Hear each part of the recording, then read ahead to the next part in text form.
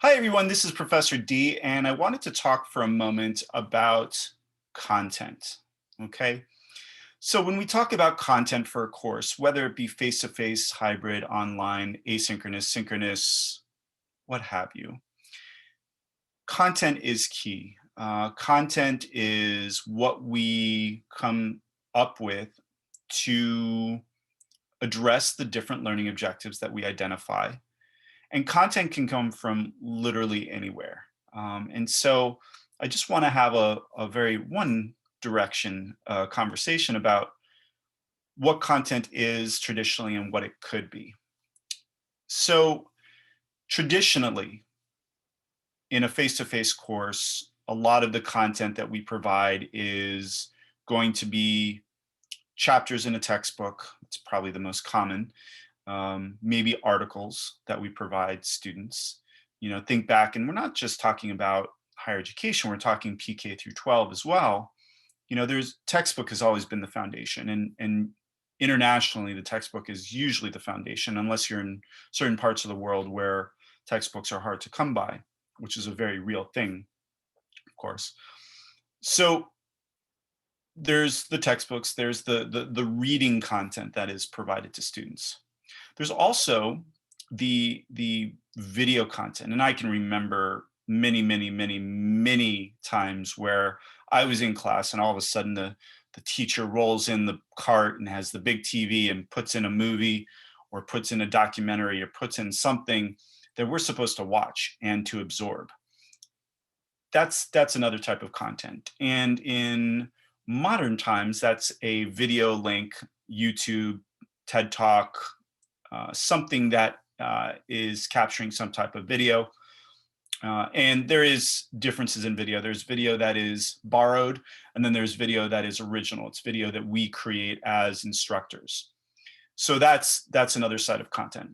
There's also audio content, which I do a whole thing on, of course, because that's one of the areas that I think that we've just skipped right over in terms of providing an opportunity for students, especially in the online arena, something that they can listen to while they're doing their chores, while they're exercising, going out for a walk. And it's the same thing. There's borrowed audio, and then there's original audio that you can create.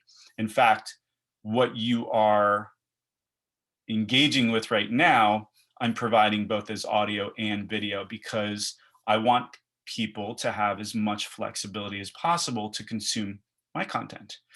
So there's audio. So there's audio, video, there's in print. And ultimately, content is anything that we provide to students that they can consume. And they're going to consume things in very different ways. And we want to make sure that they have the broadest flexibility based on their learning styles. And what I would encourage you to do is to be redundant. There's some things around the world and some things that we're familiar with where redundancy probably isn't the best thing. It's kind of, we don't like redundancy in the kitchen. Sometimes you got too many plates, too many cups, too many, knives. Okay, fine. That's maybe not the best redundancy.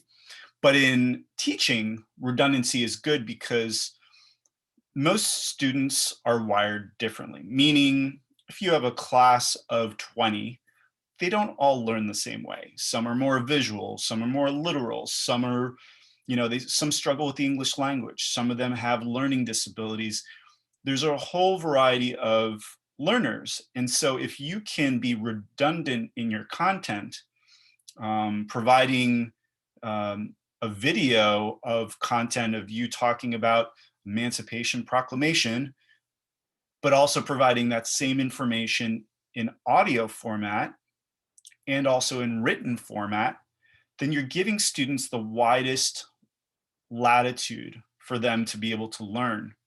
And you're speaking to their differing needs. And so content is important. Obviously, it's important. It just doesn't need to be as rigid or as one way as it generally is. And we have to also keep in mind that how we frame that content is important. It's important to identify that things are redundant. if you're going to watch this, you don't need to listen to it because you've already, consumed the content, kind of thing. So that's just something I wanted to share about content. There's a lot out there, and again, work with your library colleagues because they are geniuses when it comes to content. Don't just depend on what Google tells you. If there's a topical area that you're trying to address, put things out to your professional associations and see what they're using. And then that'll give you a nice array of content. And here's a little bonus, which is something that I did recently with a course, is create a library for yourself, a content library. It could be as simple as a Google Sheet or an Excel file, and basically break it down into topical areas. And as you see things, throw it into the content library. Here's a link, here's the topic, here's a link, here's a topic, here's an article, here's what it addresses, here's a video, this is what it addresses, here's a podcast, here's what it addresses. And if you like Pinterest, this is another fun one. Create a board for each class that you have or each topic that you're into. And that's another way to collect content. Content could also be an image that you give students so that it illustrates something that you're trying to get across. Anyway, that's enough about content. I hope that is helpful. If you have any questions, please email me.